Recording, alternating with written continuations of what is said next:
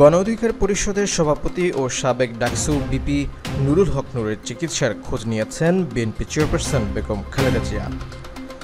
শনিবার রাতে বিএনপি চেয়ারপারসনের প্রেস উইংয়ের কর্মকর্তা শায়রুল কবির খান বলেন, হামলায় আহত নুরুল হক নূরের সার্বিক শারীরিক অবস্থা জানার জন্য ম্যাডাম তার ব্যক্তিগত চিকিৎসক ও বিএনপির স্থায়ী কমিটির সদস্য অধ্যাপক ডক্টর AZM জাহিদ হোসেনকে রাতে ঢাকা মেডিকেল কলেজ হাসপাতালে পাঠিয়েছেন। শায়রুল জানান, খালেদা জিয়া এই ঘটনায় গভীর উদ্বেগ প্রকাশ করে বলেছেন, হামলার ঘটনা অত্যন্ত মর্মান্তিক ও নিন্দনীয়। তিনি নূরের যথাযথ চিকিৎসার ব্যবস্থা করার আহ্বান জানিয়েছেন। এ সময় তিনি নুরুল হক নূরের দ্রুত ও সম্পূর্ণ সুস্থতা কামনা করে তার জন্য দোয়া করেন।